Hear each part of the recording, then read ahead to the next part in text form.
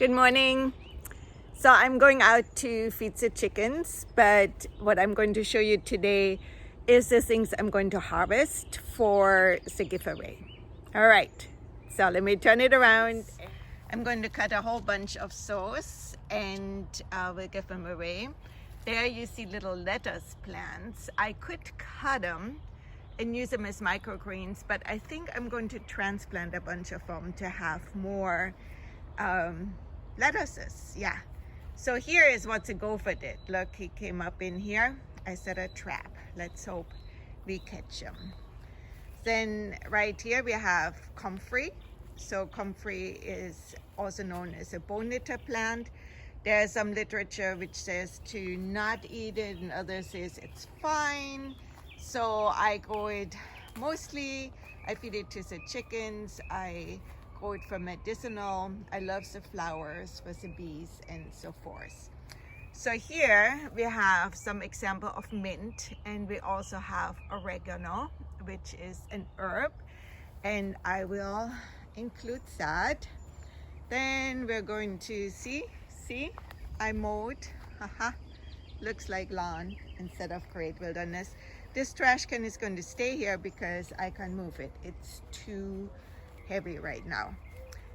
Right here we are looking at marjoram. That's one of the Mediterranean herbs, which is delicious in just about everything. Then here you see the bees and everything in here. Those are wild radishes, and the greens are actually quite delicious in if you cook them. And then here you see the smaller pots, seed pots. They have a really good radish flavor, and they're great in salads or in stir fries, but I didn't include them in the giveaway because that's a lot of work to pick them. So in here you see a ton of mint growing, even right here in the walkway. So there's mint everywhere. This, whoops, you see my shadow instead of the thing. This is an apple mint, which is a little bit different. Then of course we have tons of borage wherever you look. There's tons of borage. The bees love it, and I will talk about that more. I didn't include the yarrow yet. That one makes good tea, but I want to write about it first because I don't think people know about it. Look, mint everywhere. This is lemongrass, and that makes beautiful tea. And I also give away the plants because you have to divide those clumps, and that's what I will be doing soon. So now we are coming over to one of the rosemary bushes. So this here is rosemary. I didn't include fennel because most people don't know what to do with fennel greens. And I'm going to let some of the bulbs get big now and go to seed. So I have seeds for tea. And then here you see another beginning of a huge collared area. They are everywhere. And the nettles I like to eat too. Right now they have gone to seed, so it's a little bit late to harvest them. And then you see a whole wilderness of radishes. So I have lots and lots of radish greens. And then the rest is in the front yard, I show you. Here are the collards in front.